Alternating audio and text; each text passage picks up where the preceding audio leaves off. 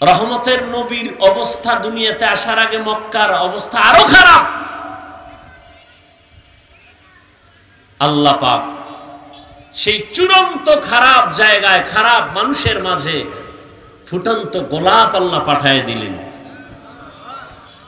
নবীজি আসছেন, আসা মাত্র জমিনের মধ্যে পরিবর্তন শুরু। 1000 বছরের অগ্নি প্রজ্বলিত আগুন নিভে গেল অটোমেটিক। নবী আসা মাত্রই পরিবর্তন শুরু হয়ে গেল। লাকাদ কানা লাকুম ফি রাসূলিল্লাহি উসওয়াতুন হাসানাহ। রহমতের নবী আসলেন, মক্কার জমিনে পরিবর্তন শুরু হয়ে গেল। যেই মানুষগুলো নারীদের পছন্দ করে না, আল্লাহ আমার নবীর বয়স মাত্র 25। কত? নবী কি আমাদের মতো? বলেন না কেন ভাই? সাধারণ না আলাদা? কঠিন আলাদা। তার দেহ দৈহিক গঠন আলাদা, রুহানি পাওয়ার আলাদা। সেই নবীর যৌবন সাধারণ মানুষের মতো? নবী হিসেবে যৌবন তো আরো, আবার সময়টা মাত্র 25 বছর, তা আরো বেশি এক্সট্রা। নবীকে আল্লাহ আলাদা কিছু দিছেন, শক্তি। শত মানুষের, কেউ বলেন হাজার হাজার হাজার মানুষের শক্তি নবী একার মধ্যে। বয়সটা কত? এই সময় তার যৌবনের হালাত কেমন? ঠিক সেই সময় রহমতের নবীর জন্য বিবাহের প্রস্তাব আসছে। 2 স্বামী বিদায়ের পরে এক মহিলা খাদিজা রাদিয়াল্লাহু আনহা, বিধবা নারী, বয়স হলো 40 বছর। আম্মা জান খাদিজা রাদিয়াল্লাহু তাআলা আনহার বয়স 40 বছর, নবীর বয়স মাত্র 25। আম্মা জানের 2 জন স্বামী বিদায় হয়ে গেছে, সন্তান আছে 2 থেকে 3টা। ওদিকে নবীর কোনো বিবাহ হয় নাই, মাত্র 25 বছর। রহমতের নবী আম্মা জান খাদিজা রাদিয়াল্লাহু তাআলা আনহাকে বিবাহের সিঁড়িতে নিয়ে আসলেন। ইতিহাস আপনারা জানেন, সারা আরবের ভেতরে বিধবা নারীকে কেউ পছন্দ করে না। রহমতের নবী বিধবা নারীকে বিবাহ করে প্রমাণ করে দিলেন, দুনিয়ার সব নারীদের লাথি মারতে পারে, আল্লাহ নবী আর ইসলাম নারীদেরকে অসম্মান করে না। আর এখন কিছু লম্পট দুনিয়াদার ধান্দাবাজ চরিত্রহীন, এরা বলে নারীদের অধিকার ইসলাম দেয় নাই। এরা চরিত্রহীন লম্পট। নারীদের অধিকার সম্মান ইসলাম ছাড়া আল্লাহর কসম কেউ দেয় নাই। যারা দিবে দিবে চাপাবাজি করেছে, এরা সবগুলো নারীর দুশ্মন, নারীকে অপমান করেছে। মায়ের সম্মান দিতে পারে না দুনিয়ার কেউ, দিয়েছে ইসলাম। এজন্যই তো আল্লাহ কোরআনে বলেছেন, অবশ্যই রহমতের নবীর মধ্যে তোমাদের জন্য রয়েছে উত্তম আদর্শ। শুধু আদর্শ না, উত্তম। তার মানে অন্য অন্য আদর্শ থেকে আপনার আমার নবীর আদর্শ বড় উত্তম। এই দুনিয়াতে কত আদর্শের গান শুনলাম, আব্রাহাম লিঙ্কনের আদর্শ, লেনিনের আদর্শ, কালমার্সের আদর্শ, মাও সেতুনের আদর্শ। দুনিয়াতে এক আদর্শ দিয়াও মানুষকে কল্যাণ দিতে পারে নাই। সংবিধান পাল্টাও, সংবিধান সংশোধন করো, করতে করতে করতে করতে বাইরের সব বাদ দিয়া আমার মনের আইন করো, করিয়াও শান্তিতে মানুষকে বসবাস করাইতে পারে না। এক কথায় জবাব, দুনিয়ার সব আদর্শগুলো নাপাক, একমাত্র মদিনার নবীর আদর্শই হলো পাক। সন্দেহ আছে? যুবকেরা এখানে আছো, শিক্ষিত বাবারা, আল্লাহর ওয়াস্তে পায়ে হাত রেখে বলছি, একজন জ্ঞানী মানুষ আমাকে বলো, তোমরা তো আমাদের বোকা মনে করো, তোমরা তো মনে করো আমরা টুপিওয়ালারা বোকা। আরে পাঁচকল্লি দেখলে তো আরেকটু বেশি বলবা, কওমি মাদ্রাসায় পড়নেওয়ালা পাইলে তো আরেকটু চাপ দিয়ে বলবা। একজন দাঁড়ায় বলো তো হাফিজ ভাই, মোহাম্মদের আদর্শ ছাড়া আরো সুন্দর আদর্শ আছে আর এক জায়গায়, বলো আমি মোহাম্মদের আদর্শ বাদ দিয়া আমি সেটা গ্রহণ করব। বলো মোহাম্মদের আদর্শ ছাড়া আর সুন্দর আদর্শ কোথাও আছে? যুবকদের জিজ্ঞাসা করছি, বলো বাবা আছে? নাম্বার 2, মোহাম্মদের আদর্শ দুনিয়াতে যে রেখে গেলেন এগুলো মানবে বা পালন করবে কি হিন্দুরা?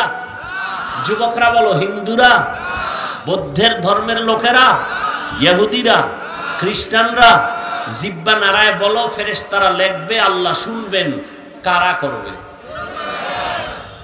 কোন দেশের মুসলমান? বলো বলো, যুবকরা বলো, কোন দেশের মুসলমান? শুধু মনিরামপুরের মুসলমান বাদ? হ্যাঁ, তোমার দাড়ি রাখো না কেন? মাস্তানি করো? তুমি 5 ওয়াক্ত নামাজ পড়ো না কেন? কি সমস্যাটা কি বলো? যদি বলো এটা না পড়লেও চলবে, দলিল দাও, আমিও নামাজ বন্ধ করে দেই। দাড়ি না রাখলেও চলবে, দলিল পেশ করো, আমিও দাড়ি কেটে ফেলি। কারণ তুমিও মুসলমান, আমিও মুসলমান। তোমার আল্লাহ আমার আল্লাহ এক, তোমার নবী আমার নবী এক, তোমার কোরআন আমার কোরআন এক, তোমার কাবা আমার কাবা এক, তোমার কালেমা আমার কালেমা এক। তোমার দাড়ি থাকবে না, আমার থাকবে না, সব এক হতে হবে। হয়তো প্যান্ট শার্ট লাগাও, এটাই মদিনার পোশাক বলে আওয়াজ দাও, দলিল দাও, না হয় আমাদেরটা গ্রহণ করো। তুমি নিজেকে ছোট মনে করো, আকামো করবা, উল্টা আবার যারা রসুলকে মানে তাদেরকে ঠেসে ঠেসে গালাগালি করবা। বিষয়টা কি? কারণ কি? তুমি কেন বলবা নামাজ না পড়লে আমগো দিল পরিষ্কার, হুজুরদের থেকে আমরা ভালো আছি? কেন বলবা? হুজুরের কাছে কোরআন আছে, তোমার কাছে তো কোরআন নাই। আলেমের কাছে তো ঈমানের পাওয়ার আছে, তোমার কাছে তো সে পাওয়ার নাই।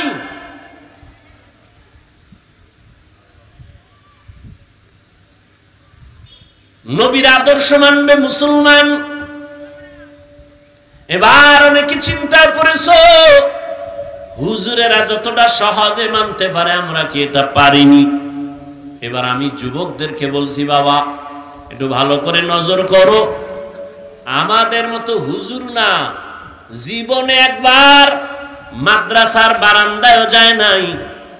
তোমার মতো যুবক স্কুলে পড়ে, কলেজে পড়ে, ভার্সিটিতে পড়ে, 5 ওয়াক্ত নামাজ পড়ে, সত্য কথার সাক্ষী দাও, আছে না নাই? এবার তুমি তোমাকে জিজ্ঞাসা করো, তুমি পারো না কেন? তোমার মতো যুবক রাস্তায় গাড়ি চালায়, ড্রাইভারি করে, আজান হয়ে গেছে, নামাজে দাঁড়ায় গেছে, নামাজ ছাড়ে না। তুমি তোমাকে জিজ্ঞাসা করো, বাবা তুমি কেন পারো না? তোমার মতো যুবক সন্তান র‍্যাব, আর্মি, পুলিশ, বিডিআর এর চাকরি করে, ব্যবসা করে, কোটি টাকার মালিক, একটা খাওয়া হারাম খায় না, নামাজ ছাড়ে না। ঢাকা বিশ্ববিদ্যালয়ে যাইয়া দেখো, জাহাঙ্গীরনগরে গিয়া দেখো, কত ছাত্র দেখবা বিশ্ববিদ্যালয়ে লেখাপড়া করে, কিন্তু পেছন দিক দিয়া তাকাইলে মনে করবা বড় মসজিদের খতিব, মাথায় পাগড়ি, লম্বা দাড়ি, লম্বা জামা। কিন্তু সালাম দিয়া যদি জিজ্ঞাসা করো কেমন আছেন, ভালো, কোন মসজিদের খতিব, বলে জীবনও না। কি করেন, বলে আমি ঢাকা বিশ্ববিদ্যালয়ে পড়ি। হালাত কেন, বলে মদিনাওয়ালা নবীর আদর্শের প্রতিফলন। আমি কলেজে পড়িয়াও নবীরে ভুলি নাই, কারণ নবী চ্যালেঞ্জ দিয়েছেন, 2টা জিনিস আঁকড়াইয়া ধর, ঈমানও যাবে না, সম্মানও যাবে না। আসো, ওই নবীর আদর্শের মালা গলায় লাগাইছি। কই, টুপির কারণে তো সম্মান কমে নাই, দাড়ির কারণে তো ইজ্জত কমে নাই, না খাইয়া মরি নাই, সার্টিফিকেট নাই, চাকরিও নাই। কই, না খাইয়া তো কোনো হুজুর মরে নাই। করোনার মতো গজবে ভরিয়া কত চাকরিজীবীর চাকরি হারাইলো, কিন্তু একজন টুপিওয়ালাও না খাইয়া মরে নাই। করোনার ভেতরে তাকায় দেখছো, ভুলিয়ে গেলে হবে না। স্কুল বন্ধ, কলেজ বন্ধ, ভার্সিটি বন্ধ, চাকরি বন্ধ, ফ্যাক্টরি বন্ধ, গাড়ি বন্ধ, দোকান বন্ধ। কিন্তু বাংলাদেশে তাকায় দেখো, কোরআনের একটা মাদ্রাসাও বন্ধ হয় নাই। তুমি 3টা মাস্ক লাগাইছো, ট্রিপল মাস্ক, মরবা না। আর হুজুরেরা মাস্ক না লাগাইয়া করোনার মরণ্যা রোগীর লাশগুলো কান্দে নিছে, গোসল করাইছে, কাফন পরাইয়া, জানাজা পড়াইয়া, শত শত লাশ করোনার আলেম ওলামারা কবরে দাফন করছে। একজন হুজুরেও করোনায় মরে নাই। हकीकत से तो दुनिया बेखबर है, दुनिया की नुमाइश पर नजर है। नमी गुयम के आज दुनिया जुदा बाश, बहर कारे के बाशी बा खुदा बाश। एरे नबीर आशिक उम्मतेर दाल, রহমতের নবীর আদর্শ ছাড়া শান্তির কোনো পথ খোলা নাই। তার মানে তুমি আমার মতো হুজুর হতেই হবে না, না। তুমি স্কুলে পড়ো, কলেজে পড়ো, ডাক্তার হও, ইঞ্জিনিয়ার হও, ইসলাম বাধা দেয় না। কিন্তু বেয়াদব হইও না। অনুরোধ, মা বাবার সাথে ভালো ব্যবহার করিও রে যুবক। শিক্ষকের সাথে বেয়াদবি করবা না, কারণ কপাল পুড়ে যাবে। এই অল্প বয়সে কম দেখি নাই ভালো ভালো ছাত্র ইংলিশে কথা কয়, আরবিতে কথা কয়, হঠাৎ করে রাস্তায় পাগল হয়ে ঘুরে। বিষয় কি বলে? বেয়াদবি করার কারণে বরদোয়া লাগছে। মা বাবার বরদোয়া সন্তানের জন্য কঠিন, শিক্ষকের বরদোয়া ছাত্রের জন্য কঠিন। পয়গম্বরের কলিজার চাচাতো ভাই হযরত আলী এখনো কালেমা পড়েন নাই। 11 বছর বয়সে অথবা 8 বছরে আসিয়া নবীর হাতে হাত লাগাইয়া হযরত আলী কালেমার পতাকা হাতে নিলেন। ওই আলী নবীর সাহাবী, কিছুদিন পরে হবেন নবীর জামাতা। নবী এমন কলিজা দিয়ে আলীর জন্য দোয়া করলেন, আনা দারুল হিকমাহ ওয়া আলিয়ুন বাবুহা। আমি মুহাম্মদ হলাম ইলম ও হিকমতের ঘর, আর এই ঘরের দরওয়াজা আমার আলী। জ্ঞানের ভান্ডার হযরত আলী। সেই আলী বলেন, মান আল্লামানি হারফান ইনশাআ বাআ ওয়া ইনশাআ আতাকা। একটা অক্ষর যে আমাকে শিখাইলো, সে আমার কাছে এত দামি, চাইলে আমাকে গোলাম বানাইয়াও রাখতে পারেন, আমাকে বিক্রিও করে দিতে পারেন। এই হলো শিক্ষকের মর্যাদা। বেয়াদবি করিয়া কেউ দুনিয়াতে শান্তি পায় নাই, সম্মানের চেয়ার পায় নাই। অতএব অনুরোধ করে বলছি, ও ভাই, ও বাবাজিরা, ও পর্দার আড়ালের আম্মা জানেরা, আদবওয়ালা জিন্দেগি বড় দামি। অনেক লেখাপড়া করতে পারেন নাই, কিন্তু ভিতরে বিনয় আছে, নম্রতা, ভদ্রতা আছে, মর্যাদা বেড়ে যাবে। মানুষ আপনাকে দোয়া করবে, মানুষ সম্মানের জায়গায় বসাবে। কিন্তু দামি শিক্ষিত হইয়াও যদি আদব না থাকে, কথার ব্যালেন্স না থাকে, মুরব্বীদের সাথে কথা যদি ঠিক মতো বলতে না পারে, যত শিক্ষিত হোক না কেন, কেউ তাকে সম্মানের জায়গায় বসাইতে চায় না। এজন্য বিনয়ী জিন্দেগি বড় দামি। নম্রতা ভদ্রতার সাথে জীবন চালাও। ডাক্তার হইয়া সম্মানের চেয়ারে বসার জন্য চরিত্র সুন্দর, ভদ্রতা বজায় রেখে সুন্দর আখলাক নিয়ে চলো। মা বাবার দোয়া ছাড়া আগানো যাবে না। মা বাবার দোয়া না থাকলে তুমি পরীক্ষায় ভালো নাম্বার পাইতা না। মা বাবার চোখের পানি দোয়া না থাকলে সম্মানের চেয়ারে কেউ বসতে পারতো না। ওই মা বাবার সাথে বেয়াদবি করবা না, ওই মা বাবার দোয়া নিয়ে সামনে আগাও। রহমতের নবীর আদর্শ, মক্কার জমিনে আসিয়া নবী উম্মতকে আপন বানাইলেন হাসি মুখে। জীবনে একটা গালি দেন না। কেউ গালি দেয়, নবী জবাব দেন না। নবী একটা মিথ্যা কথা বলেন না।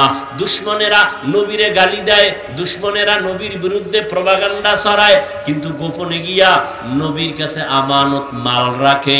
কারণ মুহাম্মদ সত্যবাদী, ওর কাছে কোনো মাল আমানত রাখলে খেয়ানত হবে না।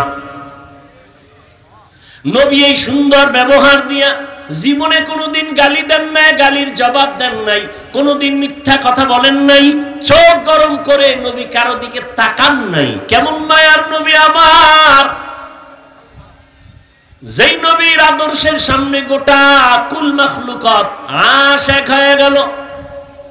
দুশমন আসছে নবীকে মারার জন্য, নবীর ব্যবহার পায় আমারে কালেমা পড়ায় দেন। সুবহানাল্লাহ। না দুশমনের হাতে তরবারি, নবী সামনে, কেউ নাই। এবার দুশমন ইহুদি তরবারি নিয়ে কয়, আব্দুল্লাহর ছেলে মোহাম্মদ, এখন আমার হাতে তরবারি দেখছো নি? কাহা তুমি আর আমি ছাড়া এখানে কেউ আছে? নেই।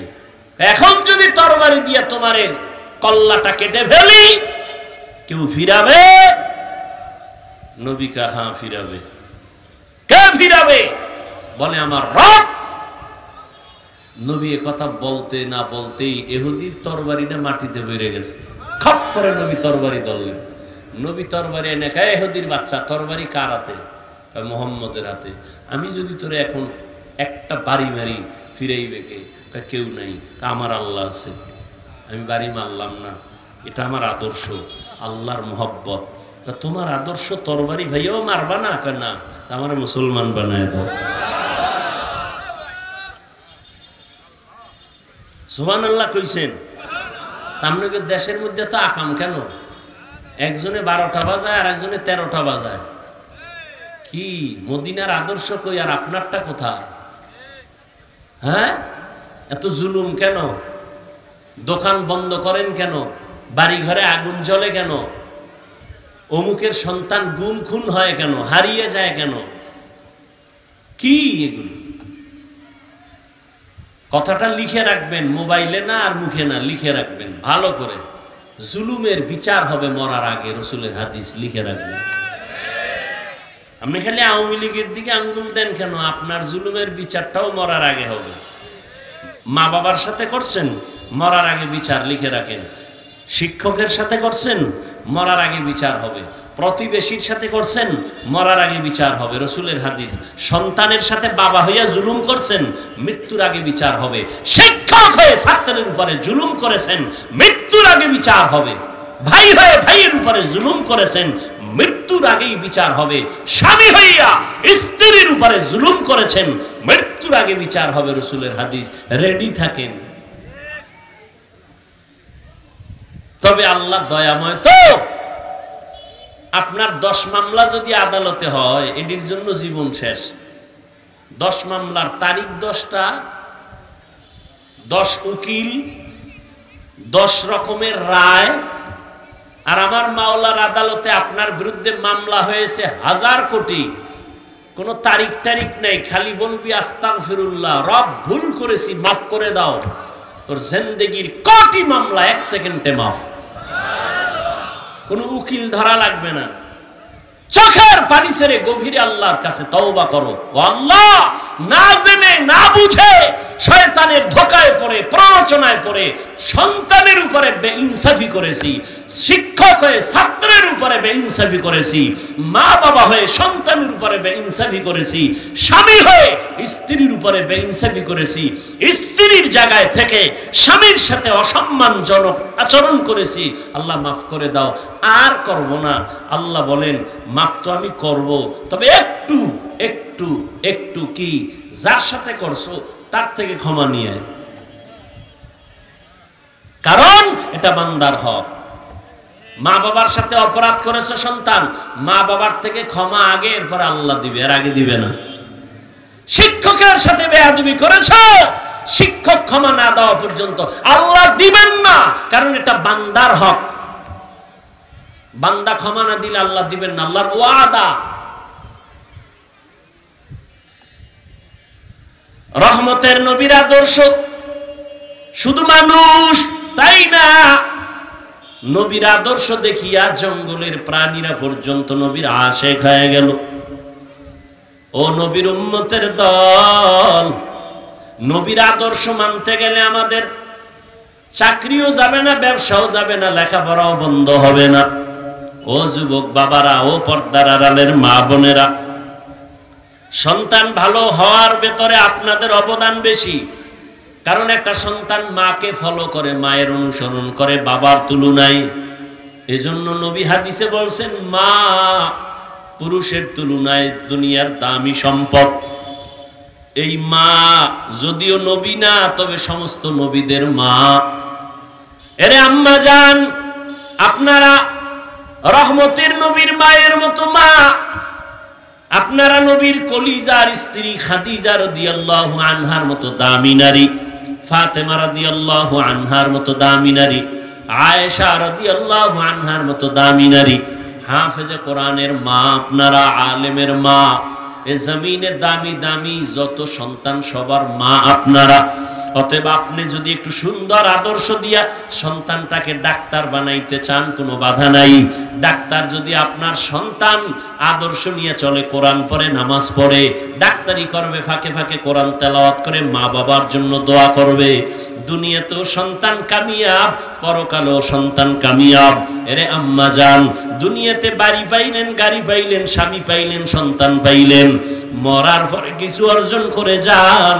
দুনিয়াতে সব রেখে যাবেন, কিন্তু আদর্শ যদি দিয়া যান, মরণের পরেও পাবেন।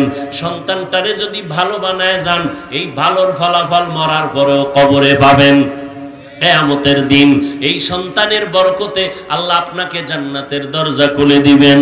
অতএব রে আম্মা জানেরা, সন্তানটাকে ইঞ্জিনিয়ার বানাবেন, কোরআনটা পড়ায় নেন, আলেমদের সোহবতে পাঠাইয়া দ্বীনের রাস্তায় মোটামুটি 5 বেলার নামাজি বানান। সন্তান যেন কারোর সাথে খারাপ আচরণ না করে, আলেমের বিরুদ্ধে না যায়, কখনো যেন মুরব্বীদের সাথে খারাপ আচরণ না করে, 5 ওয়াক্ত নামাজ পড়ে। আল্লাহর কাছে এইভাবে দোয়া করেন, চেষ্টাও করেন। একটা সন্তান দুনিয়া আলো ছড়ায় দিবে। একটা সন্তানের দ্বারা সম্ভব গোটা দুনিয়াটা কন্ট্রোল করা। আল্লাহ সেই মেধা সন্তানকে দান করেছেন। মোবাইলের মাধ্যমে সন্তান যেন গুনাহের দিকে আকৃষ্ট হইয়া ধ্বংস হয়ে না যায়, চরিত্র যেন ধ্বংস হয়ে না যায়।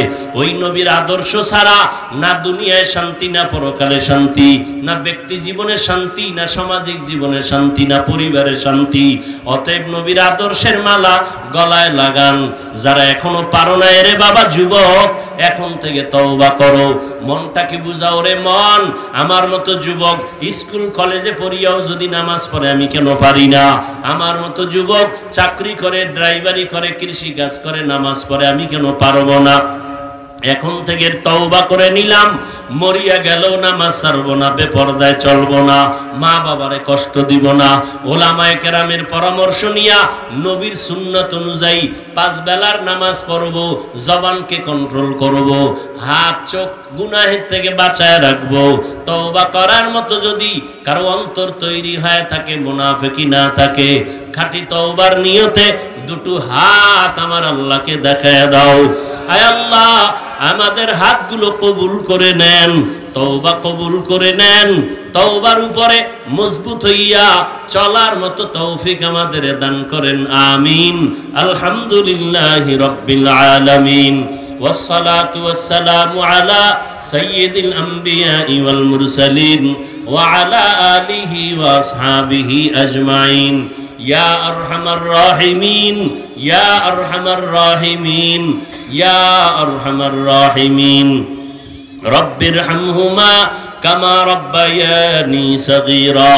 আল্লাহুম্মা ইন্নাকা আফুউন কারীম তুহিব্বুল আফওয়া ফা'ফু আন্না। ও দয়ার মালিক, কুদরতের নজর দিয়া দেখেন, ময়দানে আপনার বান্দারা হাজির। পর্দার আড়ালের মা বোনেরা হাত তুলেছেন। আমার ব্যবসায়ী, চাকরিজীবী, মুরব্বী, হাজী সাহেব, যুবক, ছাত্র ভাই, আয় আল্লাহ মেহেরবানি করে সবাইকে আপনি কবুল করে নেন, জীবনের গুনাহগুলো মাফ করে দেন। আয়োজনকারীদের কবুল করে নেন, সহযোগিতাকারীদের কবুল করে নেন। আয় আল্লাহ মাদ্রাসা মসজিদগুলো কবুল করে নেন। সারা দুনিয়ায় শান্তি দান করেন, বাংলাদেশ শান্তির দেশ বানায় দেন। আয় আল্লাহ পরস্পরে হিংসা দূর করে মোহব্বত বাড়ায় দেন। যারা ব্যবসা করে, চাকরি করে, বরকত বাড়ায় দেন। অভাবীদের অভাব দূর করে দেন, ঋণ আদায়ের ব্যবস্থা করে দেন। আয় আল্লাহ মা বোনদের পর্দা নিশে আবেদা বানায় দেন, সন্তানগুলো নেককার বানায় দেন। আমার কলিজার যুবকদের দ্বীনের খাদেম বানায় দেন। মোবাইলের গুনাহের থেকে হেফাজত করেন। আয় আল্লাহ মেহেরবানি করে মুখালিফের মুআফিক বানায় দেন। কালেমা পড়েন নাই 11 বছর বয়সে অথবা 8 বছরে আসিয়া নবীর হাতে হাত লাগাইয়া হযরত আলী কালেমার পতাকা হাতে নিলেন। ওই আলী নবীর সাহাবী, কিছুদিন পরে হবেন নবীর জামাতা। নবী এমন কলিজা দিয়া আলীর জন্য দোয়া করলেন, আনা দারুল হিকমা ওয়া আলিয়ুন বাবুহা, আমি মুহাম্মদ হলাম ইলম হিকমতের ঘর, আর এই ঘরের দরওয়াজা আমার আলী। জ্ঞানের ভান্ডার হযরত আলী। সেই আলী বলেন, মান আল্লামানি হারফান ইনশাআ বাআ ওয়া ইনশাআ আতাকা, একটা অক্ষর যে আমাকে শিখাইলো সে আমার কাছে এত দামি, চাইলে আমাকে গোলাম বানাইয়াও রাখতে পারেন, আমাকে বিক্রিও করে দিতে পারেন। এই হলো শিক্ষকের মর্যাদা। বেয়াদবি করিয়া কেউ দুনিয়াতে শান্তি পায় নাই, সম্মানের চেয়ার পায় নাই। অতএব অনুরোধ করে বলছি, ও ভাই, ও বাবাজিরা, ও পর্দার আড়ালের আম্মা জানেরা, আদবওয়ালা জিন্দেগি বড় দামি। অনেক লেখাপড়া করতে পারেন নাই, কিন্তু ভিতরে বিনয় আছে, নম্রতা, ভদ্রতা আছে, মর্যাদা বেড়ে যাবে। মানুষ আপনাকে দোয়া করবে, মানুষ সম্মানের জায়গায় বসাবে। কিন্তু দামি শিক্ষিত হইয়াও যদি আদব না থাকে, কথার ব্যালেন্স না থাকে, মুরব্বীদের সাথে কথা যদি ঠিক মতো বলতে না পারে, যত শিক্ষিত হোক না কেন, কেউ তাকে সম্মানের জায়গায় বসাইতে চায় না। এজন্য বিনয়ী জিন্দেগি বড় দামি। নম্রতা ভদ্রতার সাথে জীবন চালাও। ডাক্তার হইয়া সম্মানের চেয়ারে বসার জন্য চরিত্র সুন্দর, ভদ্রতা বজায় রেখে সুন্দর আখলাক নিয়ে চলো। মা বাবার দোয়া ছাড়া আগানো যাবে না। মা বাবার দোয়া না থাকলে তুমি পরীক্ষায় ভালো নাম্বার পাইতা না। মা বাবার চোখের পানি দোয়া না থাকলে সম্মানের চেয়ারে কেউ বসতে পারতো না। ওই মা বাবার সাথে বেয়াদবি করবা না। ওই মা বাবার দোয়া নিয়ে সামনে আগাও। রহমতের নবীর আদর্শ। মক্কার জমিনে আসিয়া নবী উম্মতকে আপন বানাইলেন হাসি মুখে। জীবনে একটা গালি দেন না। কেউ গালি দেয়, নবী জবাব দেন না। নবী একটা মিথ্যা কথা বলেন না। দুশ্মনেরা নবীরে গালি দেয়, দুশ্মনেরা নবীর বিরুদ্ধে প্রপাগান্ডা ছড়ায়, কিন্তু গোপনে গিয়া নবীর কাছে আমানত মাল রাখে। কারণ মুহাম্মদ সত্যবাদী, ওর কাছে কোনো মাল আমানত রাখলে খেয়ানত হবে না। নবী এই সুন্দর ব্যবহার দিয়া জীবনে কোনোদিন গালি দেন নাই, গালির জবাব দেন নাই, কোনোদিন মিথ্যা কথা বলেন নাই। চোখ গরম করে নবী কারো দিকে তাকান নাই। কেমন মায়ার নবী আমার! যেই নবীর আদর্শের সামনে গোটা কুল মাখলুকাত আশিক হয়ে গেল। দুশমন আসছে নবীকে মারার জন্য, নবীর ব্যবহার পায় কামারে কালেমা পড়ায় দেন। সুবহানাল্লাহ। না দুশ্মনের হাতে তরবারি, নবী সামনে, কেউ নাই। এবার দুশ্মন ইহুদি তরবারি নিয়ে কয়, আব্দুল্লাহর ছেলে মোহাম্মদ, এখন আমার হাতে তরবারি দেখছুনি কাহা? তুমি আর আমি ছাড়া এখানে কেউ আছে? নাই। এখন যদি তরবারি দিয়ে তোমারে কল্লাটা কেটে ফেলি, কেউ ফিরাবে? নবী কাহা ফিরাবে? কে ফিরাবে? বলে আমার রব। নবী কথা বলতে না বলতেই ইহুদির তরবারিটা মাটিতে পড়ে গেছে। খপ করে নবী তরবারি ধরলেন। নবী তরবারি এনে খায়, ইহুদির বাচ্চা তরবারি কার হাতে? মুহাম্মদের হাতে। আমি যদি তোরে এখন একটা বাড়ি মারি, ফিরাইবে কে? কেউ নাই। আমার আল্লাহ আছে, আমি বাড়ি মারলাম না। এটা আমার আদর্শ, আল্লাহর মোহব্বত।